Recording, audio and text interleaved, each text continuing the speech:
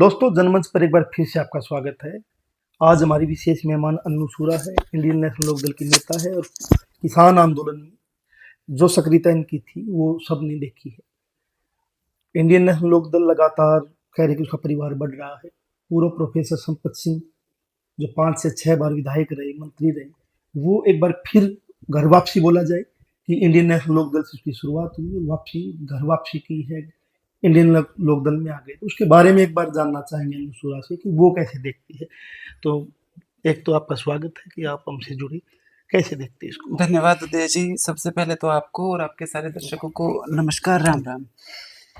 बिल्कुल स्वागत योग्य कदम संपत जी का डेफिनेटली है, और ना सिर्फ इसलिए है कि हम लोकदल से जुड़े हैं, इसलिए भी स्वागत योग्य है कि जो सेंट्रल पार्टियों की राजनीति होती है वो अलग तरीके की होती है। उनके हित होते हैं केंद्र से जुड़े हुए, और जो क्षेत्रीय दल होते हैं वो लगातार पूरे हिंदुस्तान में ही, ये जो सेंट्रल पार्टियां हैं ये लगातार क्षेत्रीय दलों को कमजोर कर रही हैं। और जब जिस प्रदेश में क्षेत्रीय दल कमजोर हो जाते हैं तो वहाँ की जनता की आवाज कमजोर हो जाती है। तो संपत सिंह जी, मैं कहूँगी कि बुद्धिजीवी व्यक्ति हैं, और उनका एक क्षेत्रीय दल में आना शुभ संकेत हरियाणा के लिए है। क्योंकि जो नेशनल पार्टी है ना जी, ये जब तक इलेक्शन होता है तब तक इनका रवैया और होता है, और सत्ता में आने के बाद इनका काम करने का पैटर्न लगभग एक जैसा ही रहता है। अब हालांकि जब हम किसान आंदोलन में थे तो हमें कहा जाता था कांग्रेसी बैठे हैं, जबकि वहां ज्यादा लोकदल बैठा था। लोकदल की बड़ी भूमिका थी, जो लोकदल का वोटर है उसकी। लेकिन फिर भी जो कॉर्पोरेट मीडिया है वो लगातार कहता था कांग्रेस का आंदोलन, कांग्रेस का, क्योंकि वो चाहते हैं कि क्षेत्रीय दल खत्म हो जाए। और ये बीजेपी भी चाहती है, बीजेपी भी और कांग्रेस भी चाहती है, दोनों चाहते हैं कि क्षेत्रीय दल खत्म हो जाए। देखो, जो कृषि कानून आए थे, इनकी ड्राफ्टिंग किसने की थी? कांग्रेस के टाइम पे हुई थी, और लागू बीजेपी ने की है। ये जो ये है अपना जीएसटी है, ये अगर बीजेपी नहीं लगाती तो कांग्रेस लगाती। और ये मतलब भूमि अधिग्रहण, मतलब कितना, मैं ये देख रहा हूँ कि कितना मजबूत मानते हो कि इंडियन नेशनल लोकदल में आने से कितना मजबूत हुई होगी, और भविष्य क्या देखते हो फिर? देखो, एक पॉलिटिकल पार्टी की मजबूती जो है वो बहुत चीजों पे निर्भर करती है। देखो, मैं सीधा कहूँ तो संपत सिंह जी जो हैं वो बुद्धिजीवी व्यक्ति हैं, इसमें कोई दो राय नहीं है, और उनका अपना एक संघर्ष रहा है, इसमें भी कोई दो राय नहीं है। लेकिन मजबूती लेने वाला भी होना चाहिए। संपत सिंह जी को यूटिलाइज करना हर पार्टी के बस की बात नहीं है। कांग्रेस नहीं कर पाई, बीजेपी नहीं कर पाई, या तो बीजेपी तो चलो हम मान लें कि सत्ता में थी तो गुमान में थी, लेकिन कांग्रेस कर सकती थी, कांग्रेस कर सकती थी। अन्नू एक बार मैं संपत सिंह से इनेलो कितना संपत सिंह को यूटिलाइज करती है, मैं उसी पे आ रहा हूँ। बहुत फायदा। मैं एक बार संपत सिंह से मिला, उनको इंटरव्यू करना था, तो जब मैंने उनको इंटरव्यू किया तो मैं जनरली बात कर रहा था कि आप बुद्धिजीवी उसमें हो, वित्त मंत्री रहे हो, और गृह मंत्रालय आपके पास रहा है, क्या कभी कांग्रेस के जीते हुए विधायक या जिसने कांग्रेस में नेता बनना है, जो नौजवान आए, क्या कभी आपसे बात करने आते हैं, सीखने आते हैं, क्या वो कल्चर बची है? तो उसने एकदम कहा कि वो जमाना गया, वो जमाना आता ही नहीं कोई भी कि हमने सवाल क्या करने हैं। देखो उदय, उसका कारण तो ये इनेलो में बचा है या नहीं बचा, मैं जानना ही चाहता था। कांग्रेस में तो नहीं बचा। देखो, किसी भी पार्टी में बचाने वाले बचाते हैं। देखो, मैं सबसे बड़ा वॉरियर उसको मानती हूँ जो जिस भी पार्टी में है, वो उस पार्टी में कितना लड़ता है। क्योंकि लोग अपनी ही पार्टी में लड़ नहीं रहे हैं, इसलिए पार्टियों का सत्यानाश लगातार होता जा रहा है, और जो राजनीति है वो बिजनेस में कन्वर्ट होती जा रही है। जैसे संपत सिंह जी ने कहा कि अब वो कल्चर नहीं रहा, अब राजनीति ना बिजनेस मॉडल बनती जा रही है कि एक इन्वेस्टर की तरह आएंगे और इन्वेस्ट करेंगे, और वो मतलब ये ही तो हो रहा है हर। संपत सिंह का मैंने भी पॉडकास्ट किया था, उसमें उसने अब क्या कि वैल्यूज क्या थी जब राजनीति में आए, वैल्यूज जो चेंज हो गई राजनीति की बिजनेस मॉडल हो गया। आखिरी में कोई आए, पैसे दे, टिकट ले ले, या एक आवरण बनाए, बड़े बड़े पोस्टर लगे हुए हाँ। हैं, या मीडिया में उसकी चीजें चल रही है कि वही नेता है, उसको टिकट मिल जाती है। तो ये वर्तमान में जो राजनीति है उसकी समस्याएं हैं। संपत सिंह कई पार्टियां बदली, इनेलो में थे, इनेलो से फिर कांग्रेस, कांग्रेस से फिर बीजेपी, फिर कांग्रेस, और अब इसमें चर्चाएं हैं लोगों में, लोग कह रहे हैं कि स्वार्थ के लिए पार्टियां बदल रहा है या और कुछ कर रहा है। तो आप कैसे देखते हैं इसको? देखो, मेरा ये मानना है कि जीवन में कई बार गलत निर्णय भी लिए जाते हैं, और अगर कभी कोई गलत निर्णय लिया गया तो हमसे जो लोग सवाल उठा रहे हैं उससे ज़्यादा भुगतान संपत सिंह जी ने किया होगा। और तो अभी मैं ये कहूँगी कि देखो, बंदा सीखता भी है, व्यक्ति सीखता है, और बिल्कुल 80 साल की उम्र तक भी सीखता है। कई चीज़ें अप्रत्याशित होती हैं, कई हालात अप्रत्याशित होते हैं। कौन उम्मीद करेगा कि एक इतना सीनियर लीडर और उसको एक ऑपोजिशन पार्टी यूटिलाइज करने की बजाय उनका शोषण करने की कोशिश करेगी। तो उनके साथ क्या हुआ, उन्होंने क्या एक्सपेक्ट किया था और क्या उनके साथ हुआ, ये सारी चीज़ें मायने रखती हैं।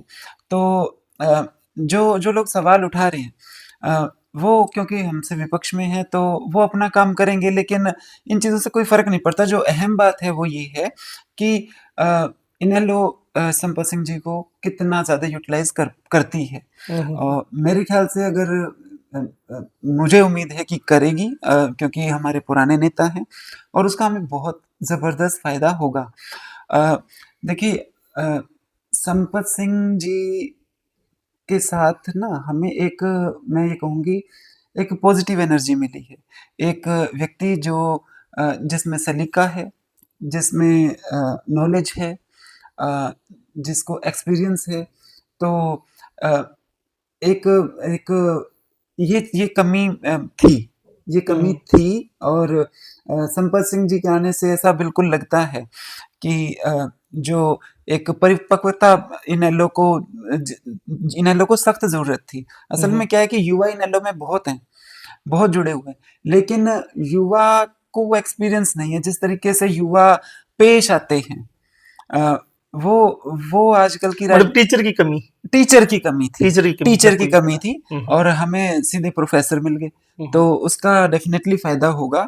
हाँ, ये चीज है कि जैसे कुछ जो विपक्षी पार्टी है हमारे लिए, कांग्रेस है, बीजेपी है, वो बोलेंगे क्योंकि वो क्या कर भी क्या सकते हैं, तो उनको ये समझना नहीं, चाहिए एक चर्चा कि आप नहीं लोग, है, मैं ये कह रहा हूँ कि चर्चा ये होनी चाहिए कि एक बुद्धिजीवी जो कांग्रेस में था, और कांग्रेस में एक चर्चा होनी चाहिए कि एक बुद्धिजीवी छोड़ के गया है। हाँ, तो एक सार्थक exactly. चर्चा होनी चाहिए कि कहाँ कमी थी, और जो लगातार आरोप लगाए जा रहे हैं। और पहली बार मैं कोई किसी का इस्तीफा देख रहा हूँ कि उसने बहुत इस्तीफे को बहुत उस तरीके से लिखा है कि कब मैं आया, वैल्यूज क्या थी, और क्या क्या हुआ। और फिर उसने कहा है कि राव इंद्रजीत जिस व्यक्ति के कारण छोड़ के गया है, धर्मवीर जी जिसके कारण छोड़ के गए हैं, अरविंद शर्मा जो छोड़ के गए, उसने कई नेताओं के, यहाँ किरण चौधरी के, श्रुति चौधरी के, भजनलाल परिवार के, कि एक ही व्यक्ति कारण लगातार ये लोग बड़े नेता छोड़ के गए हैं, जो बीजेपी में आज अलग अलग दौर, कोई विधायक है, कोई सांसद है, बीजेपी उनकी सहायता की भी है। उस पर चर्चा नहीं हो रही है। हो क्या रहा है उदय जी, मैं बताती हूँ।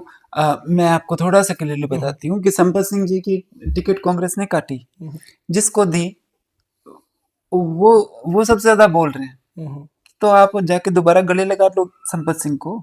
अगर आपको लगता है कि संपत सिंह जी ने कांग्रेस छोड़ दी और मतलब बहुत गलत किया, नहीं, मुझे तो आप आके पैर छुओ ना संपत सिंह जी। मुझे तो लगता है कि सब सवाल टिकट का नहीं है, कि जिस तरीके से संपत सिंह जी जीजीयू के बजट का मूल्यांकन किया और कहीं उदय जी, सवाल टिकट का नहीं है, लेकिन आज के टाइम परसेप्शन तो सिर्फ टिकट का है ना। मिलके चलना तो जानते ही नहीं है। मतलब चुनाव तो 5 साल में एक बार आएगा, पावर शेयरिंग टिकट मिलेगी नहीं मिलेगी। हाँ, पावर शेयरिंग करते नहीं है। 5 साल तक पार्टी को बनाए रखना, पार्टी के मुद्दों पे चर्चा करना, एक दूसरे से मिलना सीखना, वो गायब हो गया। वो गायब है। वो जब गायब हो जाता तो फिर पार्टी में कुछ बचता है नहीं। असल में क्या है कि जो लोग नेता हैं, असल में तो पार्टियां टिकट ही उनको देती हैं जो यस मैन हो। संपत सिंह को बोलना आता है, संपत सिंह को नॉलेज है, तो संपत सिंह जी से डर था। असली बात ये है, इसीलिए शायद कांग्रेस ने टिकट काटी, क्योंकि क्या टाइमिंग ठीक आने की? टाइमिंग के बारे में मैं ये कहूंगी कि हाँ, जब आप समझ जाओ चीजों को तभी सवेरा। टाइमिंग और पहले आ जाते, इलेक्शन से पहले आते तो और अच्छा था, लेकिन फिर कहते कि टिकट नहीं मिली तब आए हैं। हाँ, यही तो बात होती है ना, ये फिर ये बात होती कि टिकट नहीं दी इसलिए आए हैं। जबकि मैं ये कहती हूँ कि बात तो यही होना चाहिए था ना कि संपत सिंह जी की टिकट काटने का क्या कारण था। संपत सिंह जी जैसे व्यक्ति ने कांग्रेस छोड़ी, तो कांग्रेस ने क्या मंथन किया, या हो हल्ला करके कवर अप करेंगे कि चलो ठीक है गया, अब हमारी टिकट आसान हो जाएगी। अगर यही कल्चर रहेगा तो फिर सारे सब कोई कांग्रेस से निकाल दो, सारी 90 की 90 फिक्स कर दो।